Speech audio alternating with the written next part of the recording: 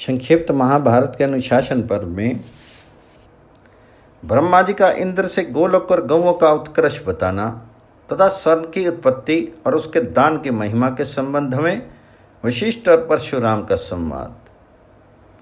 भीष्म जी कहते हैं, युधिष्ठिर, जो मनुष्य सदा यज्ञ शिष्ट अन्न का भोजन और गौदान करते हैं उन्हें प्रतिदिन अन्नदान और यज्ञ करने का फल मिलता है। दही और घी के बिना यज्ञ नहीं हो सकता, उन्हीं से यज्ञ संपादित होता है, इसलिए गौओं को यज्ञ का मूल कहते हैं। सब प्रकार के दानों में गौदान ही उत्तम माना गया है। गौएं श्रेष्ठ, पवित्र तथा परम पावन बताई गई हैं। मनुष्य को अपने शरीर की पुष्टि तथा सब प्रकार के विघ्नों की शांति के लिए भी गौओं का सेवन करना चाहिए। इनका दूध, दही और घी सब पापों से मुक्त करने वाला है। गौएं इस लोक और परलोक में भी महान तेजो रूप मानी गई हैं। उनसे बढ़कर पवित्र कुछ भी नहीं है। इस विषय में ब्रह्मा जी और इंद्र के संवाद रूप प्राचीन इतिहास का उदाहरण दिया जाता है। पूर्व काल में दैत्यों के परास्त होने पर जब इंद्र तीनों लोकों के अधीश्वर हुए तो समस्त प्रजा बड़ी प्रसन्नता के साथ सत्य और धर्म में तत्पर रहने लगी। तदनंतर एक दिन ऋषि, गंधर्व, किन्नर, नाग, राक्षस, देवता, असुर, पक्षी और प्रजापति गण ब्रह्मा जी की सेवा में उपस्थित थे। इसी समय देवराज इंद्र ने ब्रह्मा जी को प्रणाम करके पूछा, भगवान, गोलोक समस्त देवताओं और लोकपालों के ऊपर क्यों है? गौओं ने ऐसा कौन सा तप किया है जिससे वे रजोगुण से रहित होकर देवताओं के भी ऊपर आनंद पूर्वक निवास करती हैं? मैं इस बात को जानना चाहता हूँ। तो ब्रह्मा जी ने कहा, इंद्र, तुम सदा गौओं की अवहेलना करते हो, इसी से तुम इसका महात्म्य नहीं जानते। अब मैं तुम्हें गौओं का उत्तम प्रभाव और महात्म्य बता रहा हूँ, सुनो। गौओं को यज्ञ का अंग और साक्षात यज्ञ रूप बतलाया गया है। इसके बिना यज्ञ किसी तरह नहीं हो सकता। ये अपने दूध और घी से प्रजा का पालन पोषण करती हैं तथा इनके पुत्र बैल खेती के काम आते हैं और तरह तरह के अन्न एवं बीज पैदा करते हैं, जिससे यज्ञ संपन्न होते हैं और हव्य कव्य का भी काम चलता है। इन्हीं से दूध, दही और घी प्राप्त होते हैं। ये गौएं बड़ी पवित्र होती हैं और बैल भूख प्यास का कष्ट सहकर अनेकों प्रकार के बोझ ढोते रहते हैं। इस प्रकार गौ जाति अपने कर्म से ऋषियों तथा प्रजाओं का पालन करती रहती है। इसके व्यवहार से शठता या माया नहीं होती, वह सदा पवित्र कर्म में लगी रहती है। इससे ये गौएं हम सब लोगों के ऊपर निवास करती हैं। इंद्र, तुम्हारे प्रश्न के अनुसार मैंने ये बात बताई कि गौएं देवताओं के ऊपर क्यों निवास करती हैं। इसके सिवा गौएं वरदान भी प्राप्त कर चुकी हैं तथा प्रसन्न होने पर वे दूसरों को भी वरदान देती हैं। सुरभि गौएं पुण्य कर्म करने वाली, पवित्र और सुलक्षण होती हैं। वे जिस उद्देश्य से पृथ्वी पर गई हैं उसको भी मैं बता रहा हूँ, सुनो। पहले सतयुग में जब देवता तीनों लोकों पर राज्य करते थे, उस समय धर्मपरायणा दक्ष कन्या सुरभि बड़े उत्साह के साथ घोर तपस्या में प्रवृत्त हुई। कैलाश के रमणीय शिखर पर जहाँ देवता और गंधर्व सदा विराजते हैं, वहाँ उत्तम योग का आश्रय लेकर 11,000 वर्षों तक एक पैर से खड़ी रही। तब मैंने उस तपस्विनी देवी के पास जाकर कहा, कल्याणी, तुम किस लिए ये घोर तपस्या कर रही हो? तुम्हारे इस तप से मैं बहुत प्रसन्न हूँ, तुम कोई वर मांगो, मैं देने को तैयार हूँ। तो सुरभि ने कहा, भगवान, मुझे वर लेने की कोई आवश्यकता नहीं। मेरे लिए तो सबसे बड़ा वर यही है कि आज आप मुझ पर प्रसन्न होगे। तो ब्रह्मा जी कहते हैं, इंद्र, जब सुरभि ने इस प्रकार कहा तो मैंने उसे यह उत्तर दिया, देवी, तुमने लोभ का परित्याग करके निष्काम भाव से तप किया है, इससे मुझे बड़ी प्रसन्नता हुई है। अतः मैं तुम्हें अमर होने का वरदान देता हूं। अब मेरी कृपा से तीनों लोकों के ऊपर तुम्हारा निवास होगा। जहां तुम वास करोगी उसकी गोलोक के नाम से ख्याति होगी। तुम्हारी सभी शुभ संतानें मनुष्य लोक में प्राणियों के हित का कार्य करती हुई वहां निवास करेंगी। तुम अपने मन से जिस दिव्य अथवा मानवीय भोगों का चिंतन करोगी वे सब तुम्हें प्राप्त हो जाएंगी तथा सब प्रकार का सुख तुम्हारे लिए सदा सुलभ रहेगा। इंद्र, सुरभि के निवास भूत गोलोक में समस्त कामनाएं पूर्ण होती हैं। वहाँ मृत्यु, बुढ़ापा और अग्नि का जोर नहीं चलता। दुर्देव और अशुभ की भी वहां पहुंच नहीं है। उस लोक में दिव्य वन, दिव्य भवन और परम सुंदर एवं इच्छा अनुसार विचरने वाले विमान मौजूद हैं।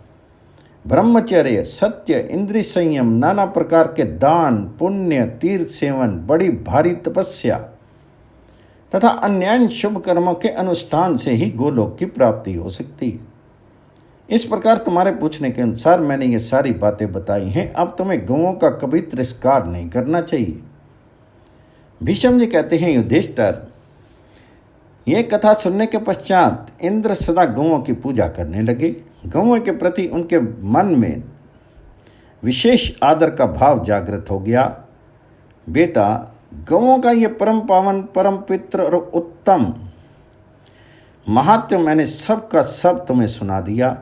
इसका कीर्तन समस्त पापों से छुटकारा दिलाने वाला है। जो सदा पवित्र चित्त होकर यज्ञ और श्राद्ध में हव्य कव्य अर्पण करते समय ब्राह्मणों को यह प्रसंग सुनाएगा, उसका दान समस्त कामनाओं को पूर्ण करने वाला और अक्षय होकर पितरों को प्राप्त होगा। गौ भक्त पुरुष जिस जिस वस्तु की इच्छा करता है वह सब उसे प्राप्त होती है। गौओं में भक्ति रखने वाली स्त्रियां भी मनवांछित कामनाएं प्राप्त करती हैं। युधिष्ठिर ने पूछा, पिता में आपने सब मनुष्यों के लिए विशेषता धर्म पर दृष्टि रखने वाले नरेशों के लिए परम उत्तम गौदान का वर्णन किया है। वेद और उपनिषदों में भी प्रत्येक कर्म में दक्षिणा का विधान किया है। सभी यज्ञों में भूमि, गौ और स्वर्ण की दक्षिणा बतलाई गई है। इनमें स्वर्ण सबसे उत्तम दक्षिणा है, ऐसा श्रुति का वचन है। अतः इस विषय को मैं यथार्थ रूप से सुनना चाहता हूँ। स्वर्ण क्या है, कब और किस तरह इसकी उत्पत्ति हुई, स्वर्ण का उपादान क्या है, इसका देवता कौन है तथा इसके दान का फल क्या है, स्वर्ण क्यों उत्तम कहलाता है, मनीषी विद्वान इसके दान का क्यों विशेष आदर करते हैं तथा यज्ञ कर्म में स्वर्ण की ही दक्षिणा क्यों प्रशंसनीय समझी जाती है। तब भीष्म जी ने कहा, राजन, ध्यान देकर सुनो। स्वर्ण की उत्पत्ति का कारण बहुत विस्तृत है। मैं अपने अनुभव के अनुसार सब बातें तुम्हें बता रहा हूँ। मेरे महातेजस्वी पिता महाराज शांतनु का जब देवसान हो गया तो मैं उनका श्राद्ध करने के लिए गंगा द्वार तीर्थ हरिद्वार में गया। वहाँ पहुंचकर मैंने पिता का श्राद्ध आरंभ किया। इस कार्य में माता गंगा जी ने भी मेरी सहायता की। अपने सामने बहुत से सिद्ध महर्षियों को बिठाकर मैंने जल दान से लेकर सब कार्य पूर्ण किया। एकाग्रचित होकर शास्त्रोक्त विधि से पिंड दान के पहले का सारा कार्य जब समाप्त कर लिया तो विधिवत पिंड दान देना आरंभ किया। इतने ही में पिंड के लिए जो कुछ बिछाए गए थे उन्हें भेद कर एक बड़ी सुंदर बान एक बाहर निकली। उस विशाल भुजा में बाजूबंद आदि अनेकों आभूषण शोभा पा रहे थे। उसे ऊपर उठी देख मुझे बड़ा आश्चर्य हुआ। साक्षात मेरे पिता ही पिंड का दान लेने के लिए उपस्थित थे। किंतु जब मैंने शास्त्रीय विधि पर विचार किया तो मेरे मन में सहसा ये बात स्मरण हुई आई कि मनुष्य के लिए हाथ पर पिंड देने का वेद में विधान नहीं है। पितर साक्षात प्रकट होकर कभी मनुष्य के हाथ से पिंड लेते ही नहीं है। शास्त्र की आज्ञा तो यही है कि कुशों पर पिंड दान करें।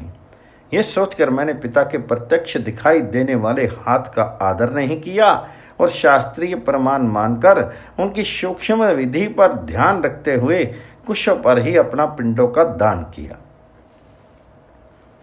इस प्रकार जब शास्त्र की पद्धति से पिंड दान कर दिया गया तो मेरे पिता की वह बाँ अदृश्य हो गई। तदनंतर पितरों ने मुझे सपने में दर्शन दिया और बड़े प्रसन्न होकर बोले, बेटा, हम तुम्हारे शास्त्रीय ज्ञान से बहुत प्रसन्न हैं, क्योंकि उसके कारण तुम मोहवश धर्म से भ्रष्ट नहीं हुए हो। तुमने शास्त्र का प्रमाण मानकर आत्मा, धर्म, शास्त्र, वेद, पितृगण, ऋषिगण, गुरु, प्रजापति और ब्रह्मा जी, इन सब का मान बढ़ाया है तथा जो धर्म में स्थित हैं उन्हें भी तुमने अपना आदर्श दिखाकर विचलित नहीं होने दिया है। ये सब कार्य तो तुमने बहुत उत्तम किया है, किंतु अब हमारे कहने से भूमि दान और गौदान के निष्क्रिय रूप से कुछ स्वर्ण दान भी करो। ऐसा करने से हम और हमारे सभी पिता में पवित्र हो जाएंगे, क्योंकि स्वर्ण सबसे अधिक पावन वस्तु है। जो स्वर्ण दान करते हैं वे अपने पहले और पीछे की 10-10 पीढ़ियों का उद्धार कर देते हैं। इस प्रकार जब पितरों ने कहा तो मेरी नींद खुल गई। उस समय इस स्वप्न का स्मरण करके मुझे बड़ा विस्मय हुआ। फिर मैंने स्वर्ण दान करने का निश्चय किया। राजन, अब स्वर्ण की उत्पत्ति और उसके दान के महात्म्य के विषय में एक प्राचीन इतिहास सुनो, जो जमदग्नि नंदन परशुराम जी से संबंध रखने वाला है। ये उपाख्यान धन और आयु बढ़ाने वाला है।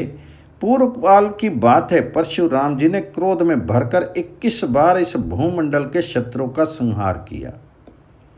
इसके बाद संपूर्ण पृथ्वी जीतकर उन्होंने समस्त कामनाओं को पूर्ण करने वाले अश्वमेध यज्ञ का अनुष्ठान किया। उस यज्ञ की सभी ब्राह्मणों और क्षत्रियों ने बड़ी प्रशंसा की। यद्यपि अश्वमेध यज्ञ सब प्राणियों को पितृ करने वाला तथा तेज और कांति को बढ़ाने वाला है, तो भी तेजस्वी परशुराम जी उसके फल से अपने को पाप मुक्त नहीं कर सके। इससे उन्होंने अपने को बहुत तुच्छ समझा और प्रचुर दक्षिणा से संपन्न उस महान यज्ञ का अनुष्ठान पूर्ण करके अनेकों शास्त्रज्ञ ऋषियों और देवताओं के पास जाकर पूछा, महान भावों, कठोर कर्म करने वाले मनुष्यों को पवित्र करने के लिए जो सर्वोत्तम साधन हो वो मुझे बताने की कृपा कीजिए। तब परशुराम जी ने जब दया से द्रवित होकर इस प्रकार प्रश्न किया तो वेद शास्त्र के जानने वाले महर्षियों ने कहा, राम, तुम वेदों के प्रमाण पर विचार करके ब्राह्मणों का सत्कार करो और उन ब्रह्म ऋषियों से ही अपने को पवित्र करने वाला साधन पूछो। वे जो कुछ बतावें उसी का प्रसन्नतापूर्वक पालन करो। तब महातेजस्वी परशुराम जी ने वशिष्ठ, नारद, अगस्त और कश्यप जी के पास जाकर पूछा, विप्रवरो, मैं पवित्र होना चाहता हूँ, बताइए किस उपाय से पवित्र हो सकता हूँ। इसके लिए मैं किस कर्म का अनुष्ठान करूँ अथवा कौन सा दान दूँ। यदि आप लोग मुझ पर कृपा करना चाहते हो तो बतलाइए, मुझे पवित्र करने वाला साधन क्या है।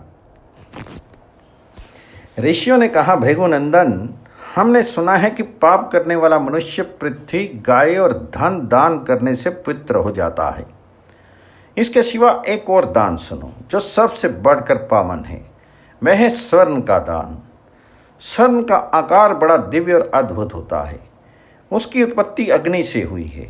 सुना जाता है पूर्व काल में अग्नि ने संपूर्ण लोकों को भस्म करके अपने तेज से स्वर्ण को उत्पन्न किया था। उसी का दान करने से तुम्हारा मनोरथ सिद्ध होगा।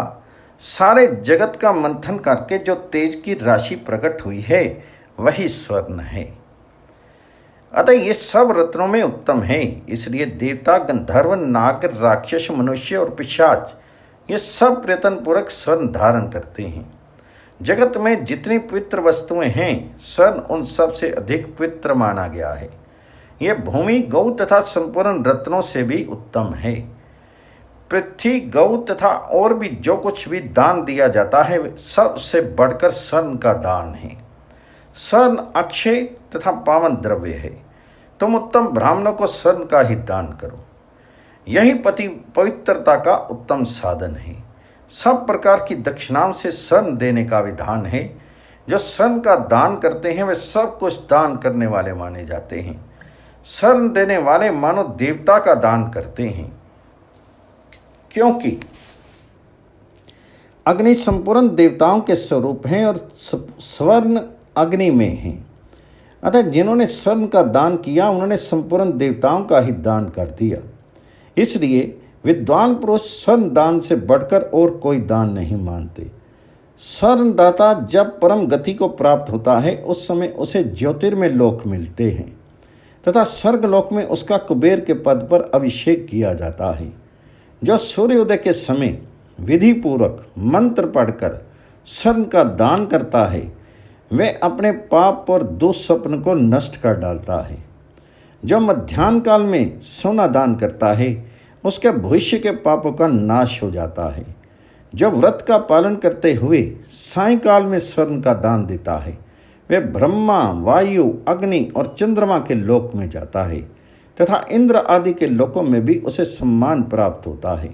साथ ही वह इस लोक में यशस्वी एवं पाप रहित होकर आनंद का उपभोग करता है। मृत्यु के पश्चात जब वह परलोक में जाता है तो वहाँ अनुपम पुण्य आत्मा समझा जाता है। कहीं भी उसकी गति का प्रतिरोध नहीं होता। वह इच्छा अनुसार जहाँ चाहता है विचरता रहता है। स्वर्ण अक्षय द्रव्य है। उसका दान करने वाले मनुष्य को पुण्य लोक से नीचे नहीं आना पड़ता। संसार में उसके महान यश का विस्तार होता है तथा वह अनेकों समृद्धिशाली लोगों को प्राप्त करता है। जो मनुष्य सूर्योदय के समय आग जलाकर किसी व्रत के उद्देश्य से स्वर्ण दान करता है उसकी संपूर्ण कामनाएं पूर्ण हो जाती हैं। परशुराम जी इस प्रकार तुम्हें स्वर्ण दान से होने वाले लाभ बताए गए। अतः अब तुम ब्राह्मणों को स्वर्ण दान करो। भीष्म जी कहते हैं प्रतापी परशुराम जी ने वशिष्ठ आदि मुनियों के इस प्रकार कहने पर ब्राह्मणों को स्वर्ण का दान दिया।